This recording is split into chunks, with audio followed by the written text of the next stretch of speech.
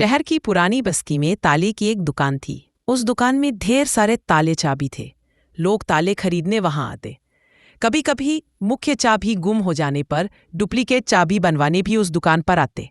उसी दुकान में कोने में एक मजबूत हथौड़ा भी पड़ा हुआ था जो ताला तोड़ने के काम आता था, लेकिन उसका प्रयोग कभी कभार ही होता था। कोने में पड़े पड़े हथौड़ा अक्सर सोचा करता कि मैं इतना मजबूत हूँ, इतना बलशाली हूँ, इसके बाद भी इतने प्रहार झेलता हूँ, तभी ताले को खोल पाता हूँ। लेकिन चाबी इतनी छोटी होने के बावजूद किसी भी ताले को बड़ी ही आसानी से खोल लेती है। ऐसा क्या है इस छोटी सी चाबी में?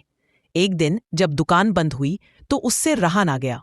उसने चाबी से पूछ ही लिया, चाबी बहन, मैं बहुत दिनों से एक बात सोच रहा था, किंतु बहुत सोचने के बाद भी मैं किसी निष्कर्ष पर नहीं पहुंच पाया। क्या तुम मेरे एक सवाल का जवाब देकर मुझे निष्कर्ष तक पहुंचने में मदद कर सकती हो? पूछो भाई, बन पड़ा तो तुम्हारे सवाल का जवाब मैं तुम्हें अवश्य दूंगी।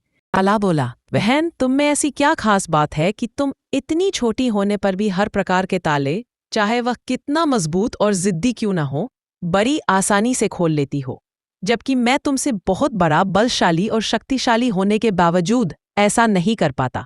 मुझसे ताला खोलने में बहुत मेहनत लगती है और कई बार प्रयास करने के बाद ही ताला टूटता है।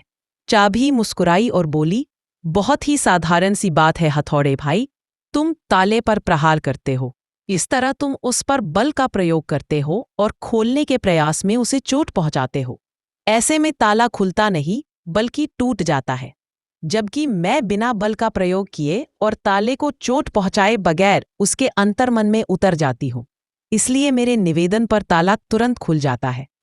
जीवन में कई बार ऐसी परिस्थितियां आती हैं जब हमारे सामने हथौड़ा या चाबी बनने का विकल्प होता है।